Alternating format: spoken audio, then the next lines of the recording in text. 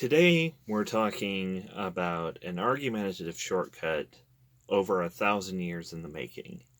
Or in other words, welcome to Fallacious Park.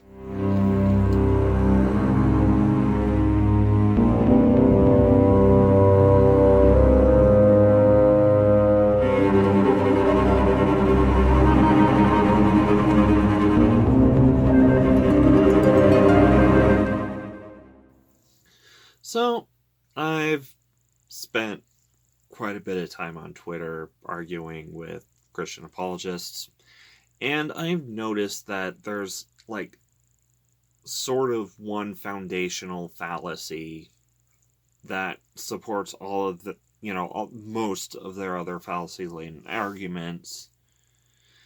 And that is something I call the 1,000-year crutch. It's basically leaning on the history of Christian cultural domination, at least in the West, to jump the argument from something for a deistic God, some sort of extra-dimensional being who may or may not be omnipotent and who may or may not exist, to their particular interpretation of Yahweh, or El, or if you knock on enough doors, perhaps Jehovah. Just because you grew up that way, just because your family, your grandpappy grew up that way, or your great-grandpappy grew up that way, on and on and on back, is still a massive gap between an argument that if you grant all the premises, would bring you to some sort of deistic God, or, or a extra-dimensional being which holds enough power to perhaps, be something that we'd attach the title of God to, the Christian God, the Abrahamic God. And yeah, you could pretty much just throw Allah into the mix of that, name salad, if we will. It's in my video on blasphemy and taboo, where I mentioned the fact that the superstition against saying the name Yahweh, or El, it wasn't Jehovah back then. Jehovah's a European invention. Led to us taking the title of God and assigning it to Yahweh, or the God of Abraham, or the Abrahamic God. And, of course, this is particularly a monotheistic problem, because, forgive me for any sort of stereotyping or whatever, but it seems to me, at least historically speaking, the polytheist attitude is very well, oh yeah, sure, your God exists. I mean, there are many gods. Yours might as well exist too. I just don't worship him. Or her. Or they. But, for monotheists, it's our God is the only God that exists, so any argument that brings you to the existence of a hypothetical God means our God exists, because, of course, our God is the only God. And this, and the fact that this attitude has been so pervasive and so dominant, once again, we're mostly talking about the West here, leads to the false dichotomy between the argument for, no God at all, a strong atheism, and the Christian God in particular, or, whichever interpretation of the Christian God.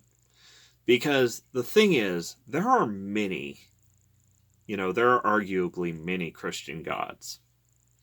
And I'm probably going to catch a lot of flack for this if any Christian apologists ever see this video, but I seem to be invisible to trolls, so bring it.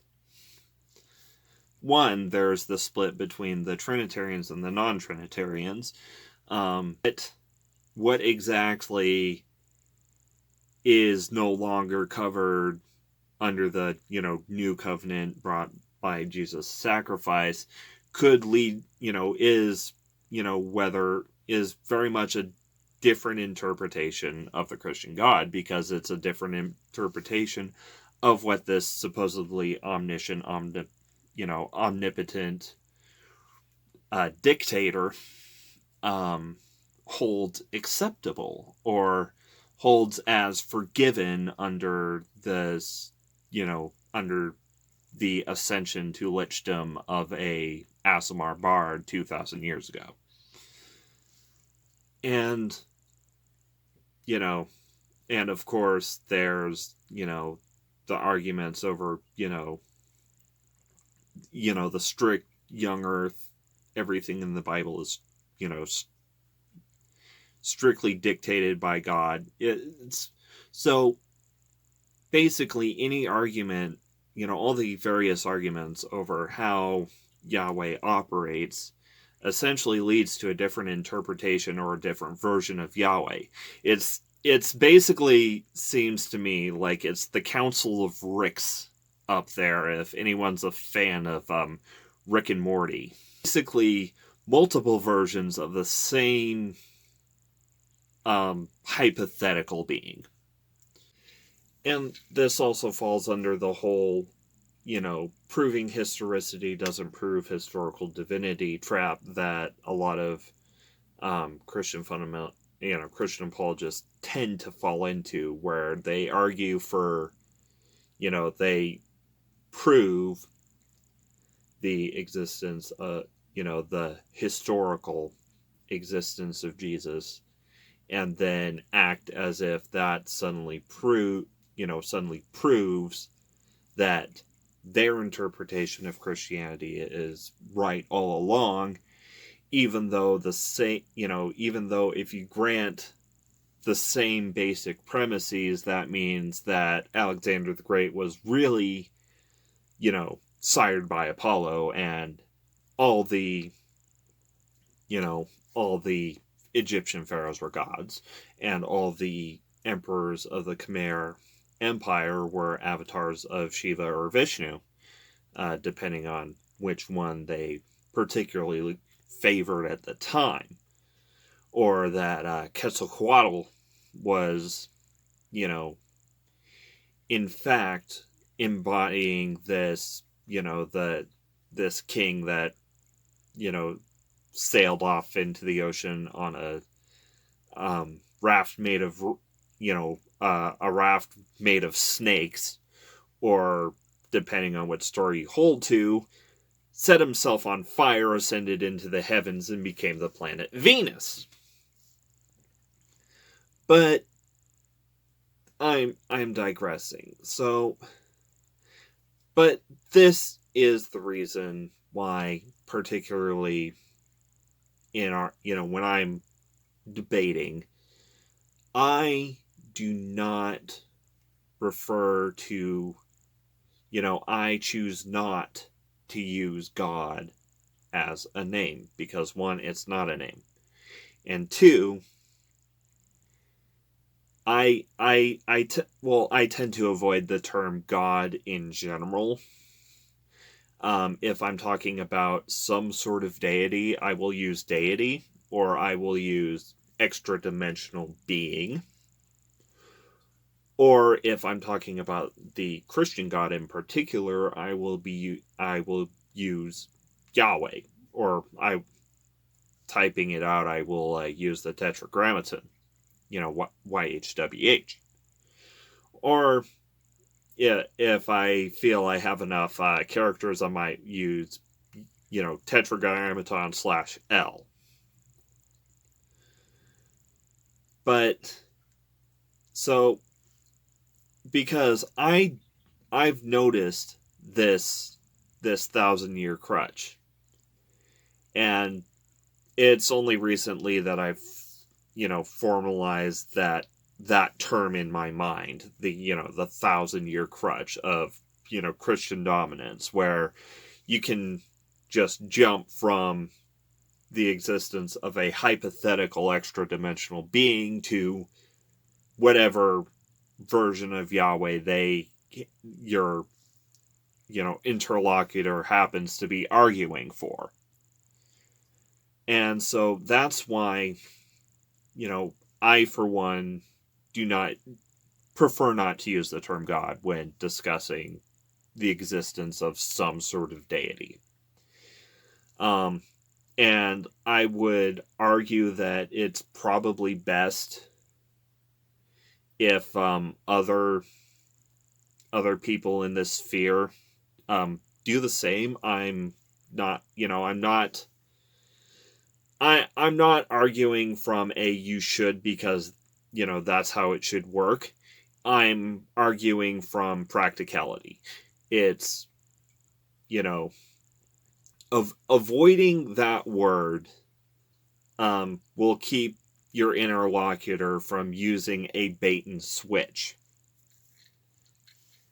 And to any Christian apologists who have sat through this entire video, I would like to say thank you for the watch time. Feel free to like or dislike to your heart's content, or as you feel led. Sure, feel free to leave whatever angry comments you would like to leave leave below. But in all seriousness, perhaps think about it. Think about this crutch of cultural, of Christian cultural dominance. And perhaps maybe if you didn't, if you weren't leaning on that crutch, maybe your arguments would be better. It's just something to think about. But, for the rest of you, be sure to like, share, and subscribe. Leave a comment and argue with any Christian apologists that pop up. The interaction is great for the algorithm, or so I hear. I do have a Patreon, which is linked in the description below, and I can be found on Twitter, though most of you already know that, seeing as how my Twitter followers are much higher than my subscribers here. And both, Christians and non-Christians who may be watching this, remember, indoctrination is a hell of a drug.